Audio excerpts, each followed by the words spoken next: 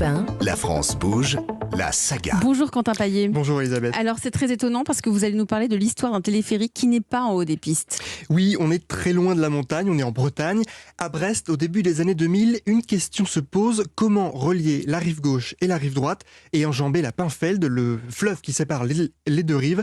Un pont et une passerelle sont bien évidemment évoqués, mais le choix s'arrête sur une idée peu commune en ville, un téléphérique. Johan Nedelec est vice-président de Brest Métropole en charge de la mobilité.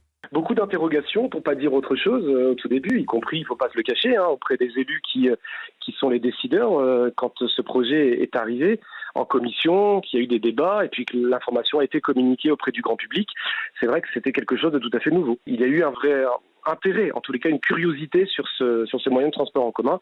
Et finalement, il a été adopté par la population et utilisé par la population. Les chiffres sont là et le grand public, au-delà des limites de Brest et de sa métropole. Alors le téléphérique est inauguré en 2016, c'est assez récent finalement. Et la particularité, c'est que ce n'est pas un lieu touristique, mais c'est un moyen de transport. Exactement, comme un bus, un tramway ou un métro. Vous achetez un ticket, à Brest il est d'1,60 € l'unité.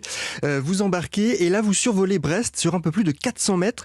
Ce téléphérique n'est pas seulement un moyen un peu marrant de se déplacer, il s'inscrit dans l'urbanisme, il a même permis de changer la physionomie de Brest. Le renouvellement urbain, l'acquisition d'anciens bâtiments de la marine, où on avait un projet assez important lié à la culture, à une place couverte avec médiathèque, avec de nombreux commerces et aussi de l'habitat.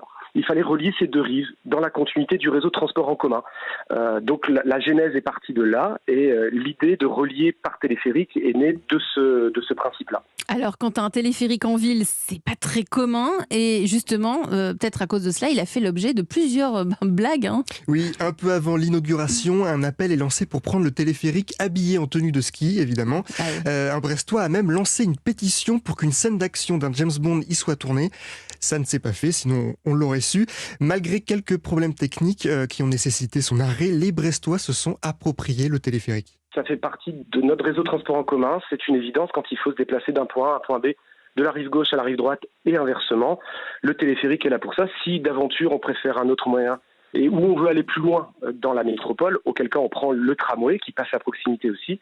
Mais véritablement, pour se balader, vous utilisez le téléphérique. Ça fait partie véritablement du moyen de transport classique. Alors ce téléphérique a une capacité de 1200 passagers par heure, ça c'est théorique. Quentin Paillet, quels sont les chiffres de fréquentation depuis son inauguration en 2016 Depuis son ouverture, c'est un véritable succès puisque 2 millions de passagers sont passés de la rive gauche à la rive droite de Brest et inversement grâce au téléphérique.